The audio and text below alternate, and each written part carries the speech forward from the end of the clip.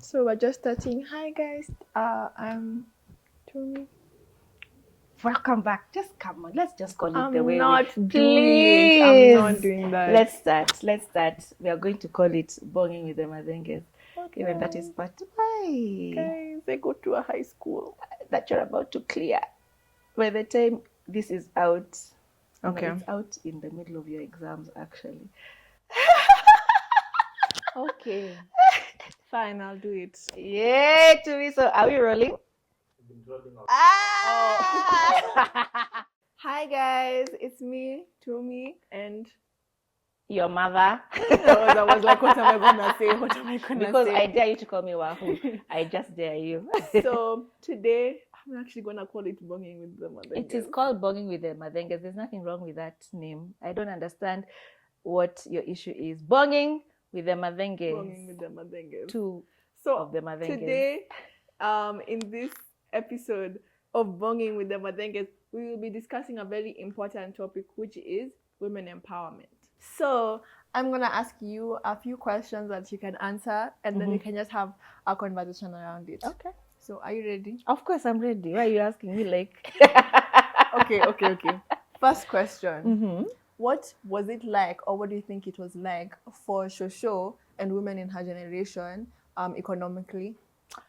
Okay, so for my mom, what was interesting is that there was an emergency. My mom worked for the bank, right? And she was very progressive. I remember my mom was very hardworking as a young woman, and she was pushing herself, always going for courses. I remember when I was young, she was always going for self-improvement courses for her job to get promotions and stuff.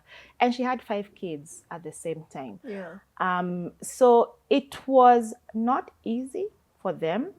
One of the things I remember her telling me is they could not own land or property as women without their husband's consent. Can you believe? Yeah. That's crazy. Like, you have to ask your husband for consent. So there was a lot of challenges back then in terms of what women were allowed to do, what either by society or by whatever laws. There were no real laws in place to support women per se.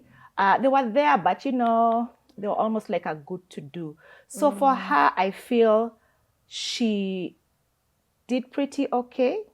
It was hard. There was a lot of stigma around women who left marriage. So she didn't leave, but it was a situation where almost you're not allowed to leave by the society. You're not allowed to leave because what Even kind of if you're woman unhappy, are you? even if you're being abused, Ng'ang'ana na hali yako. So that was not her story, but I know of very many women who stayed just because society would have otherwise shunned them if they left.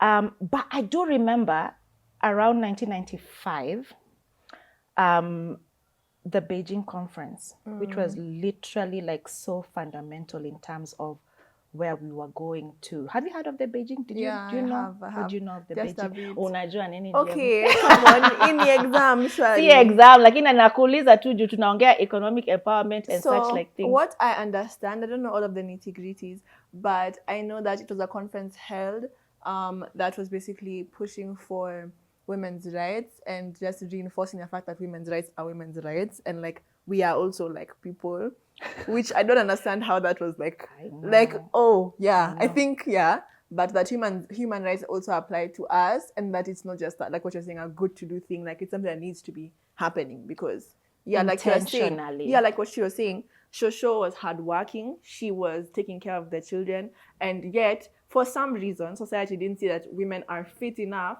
to, like, for example, have their own land without their husband's consent.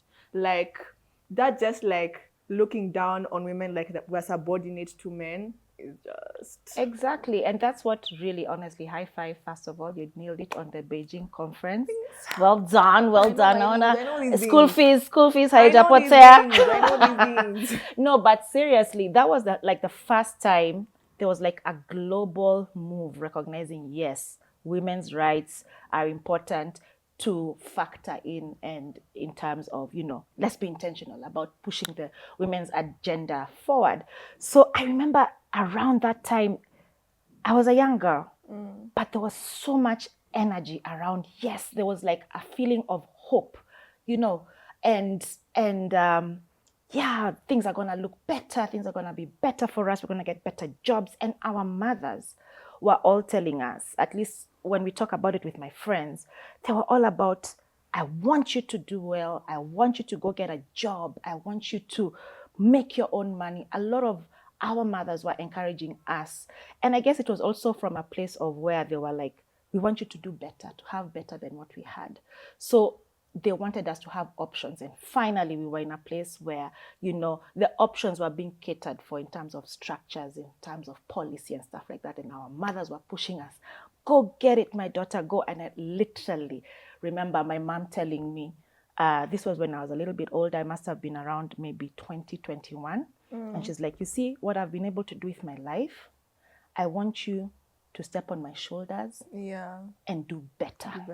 And let me tell you, I said, yes, ma'am.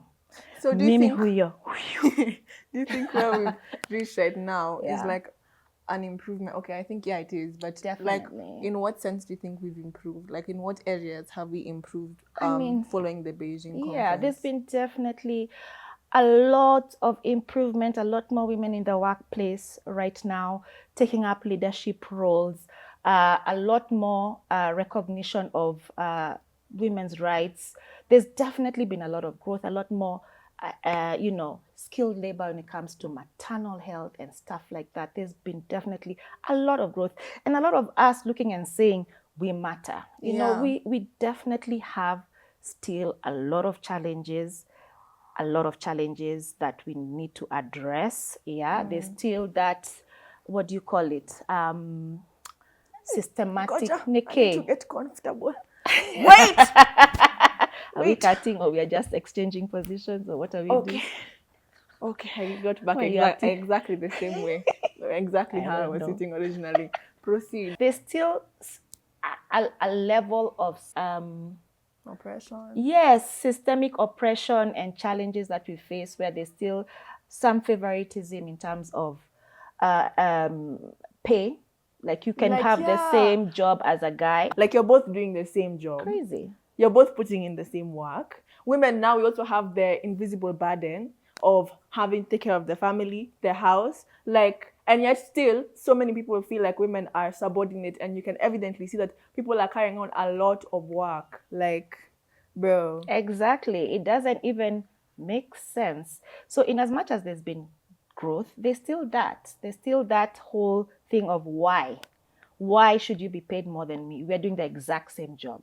And not only are we doing the exact same job, like you said, you go home and do more work because you have children who need to be taken care of and all that. So that needs to just literally disappear. I feel like if we're gonna push for women to be working and push for women to just build themselves economically and financially, it also, we need to balance in terms of what happens in the house. Like, guys also need to start learning how to run a house, how to raise children, so that it's more balanced, because it's honestly not fair for a girl or a woman to be doing the same amount of work as a guy, and the same, like, having the same job as a guy, but they have more work to do and are being paid less. Literally. Like, it just doesn't make any sense logically. Exactly. So I feel like we need to do better, and I feel like, yes, we've had some improvements, but also us as women, we need to know, and girls, we need to know our rights and educate ourselves to know what is owed to us, like what is not okay. And then also, like what you're saying, the systemic oppression, like we learned this in sociology in year 11.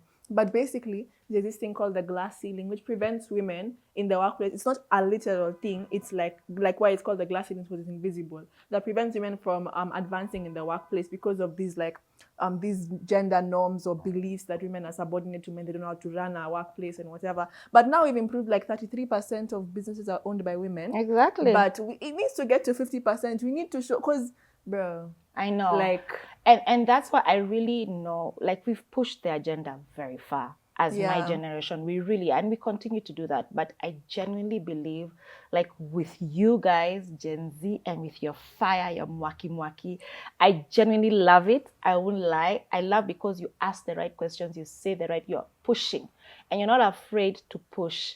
You get? And that's what I desire for you. I desire for you to live in a world, like by the time you're my age, where it's equal.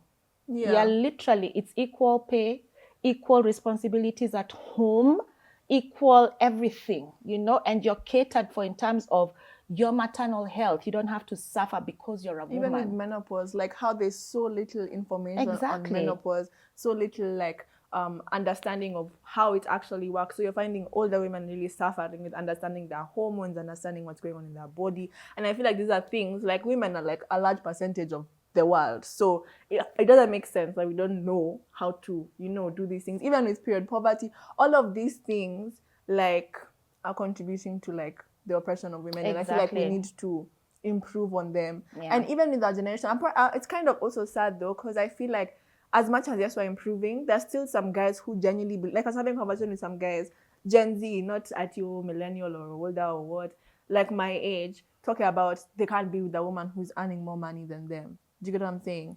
And it just makes you wonder, Come on now. Like what are we doing, tell guys? me your lie. What's going on? No. What is the world That is about? someone who needs to sort out their personal and you issues. can't, someone like that, they can't even accept the misogyny around what they've just said, because you've literally just said you can't accept a woman to be above you, even if she, like right now we're all going to school. We're all getting education. That means exactly why would you assume that now I have to be less than you? It doesn't make any sense logically.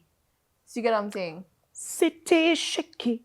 Well, yes, bro. So I feel like we need to honestly, like even us as women and girls, I see this happening a lot. This might be a bit of a controversial take. Okay, go for it. This might be a bit of a controversial take. All right. But I feel like the whole idea of like, oh, the guy should pay, like the guy should pay for me, he should buy for me this, he should pay for the dates, he should pay for all of these things, he should pay for well, we're like contributing to that idea that guys are the ones who have to take on the finance. We're all working, we're all going to school, we're getting the education. So I feel like if we want to really diminish the whole idea of women should be financially dependent on men, we should also take it upon ourselves and say, you know what? Like, it's not their job to pay for you stuff only and you're also working. We need to build ourselves, because it's what we've been pushing for. We can't also then impose it on ourselves that it's guys who should pay for stuff and the prize. I mean, we are the prize. Hold on.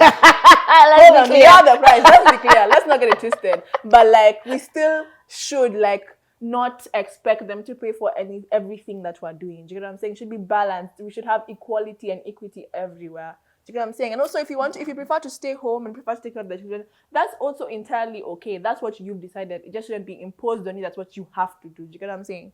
Yes. Yeah. I get what you're saying, and I'm here for it 100%.